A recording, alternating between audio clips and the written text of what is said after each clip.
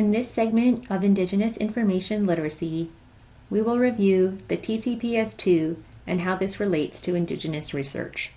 Whenever doing research with humans, it is important to refer to the Tri-Council Policy Statement Ethical Conduct for Research Involving Humans, often referred to as TCPS2.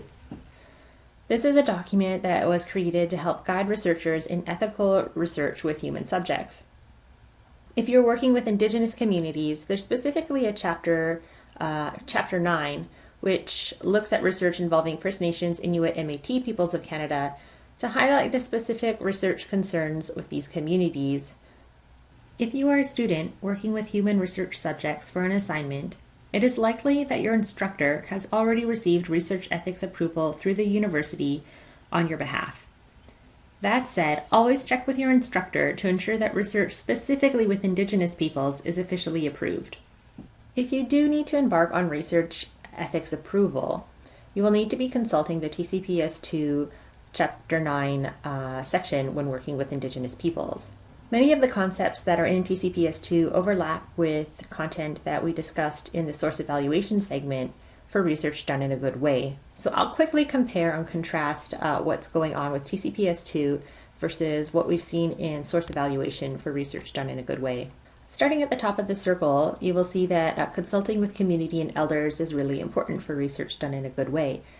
With TCPS2, they also encourage community engagement through the review and approval of the research, so making sure that community is involved in every step of the way.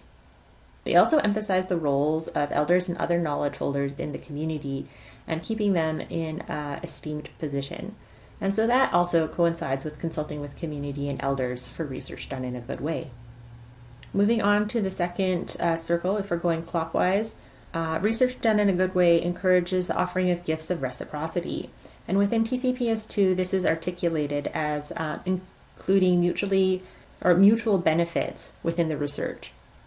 So making sure that the knowledge produced is of benefit to the community, not just of benefit to the researcher. TCPS2 also encourages respect for community customs and codes of practice, and this falls in line with that circle following Indigenous protocols. So making sure that you are familiar and educated on the community that you're working with, their customs, their protocols, and that you honor those. The last circle is about changing perspectives for research done in a good way, and TCPS2 interprets this as making sure that you share the results with the community, and that if changes need to be made, you make those changes, because you may have misinterpreted what you saw. Make sure that you're always open to changing your perspective. And lastly, within TCPS2, there's a look at the way intellectual property rights are assigned within Canada. So typically within academia, the intellectual property rights for a piece of work are held by the researcher. But within Indigenous communities, this is not always appropriate. And so think of assigning intellectual property rights to the community in which the information belongs to. That information belongs to the community, not to the person who went and did the research. And so changing that perspective is really important. And all of that is captured through the TCPS2, particularly the Chapter 9 section. So please do go into that in full detail if you're planning to do your own original research. TCPS2, particularly Chapter 9, is a good place to start when looking to engage in research with Indigenous peoples. However, it does not necessarily guarantee research is done in a good way. Anishinaabe scholar Autumn Varley reflects on this tension with her article, Learning to Unlearn. She states, "Although I asked approved questions and used sanctioned methods, I managed to hinder trust and negatively impact relationship." Varley is reflecting on the work of Nehiyawak author Sean Wilson. Wilson identifies relationships as the foundation to all of the work we do. Concepts or ideas are not as important as the relationships that went into forming them. And so within Varley's work, she noticed that there was a disconnect between the TCPS2 Chapter 9 Code of Ethics and doing research in a good way that strengthens relationship and community.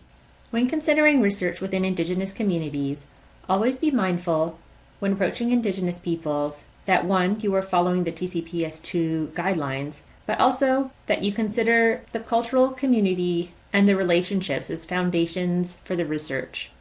This will help ensure that you do research in a good way.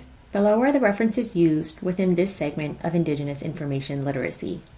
My name is Rachel Chong, and I am the Indigenous Engagement and Subject Liaison Librarian at Kwantlen Polytechnic University. I am also the creator of this Indigenous Information Literacy video series. If you have any questions about the content, please feel free to get in touch at rachel.chong1@kpu.ca.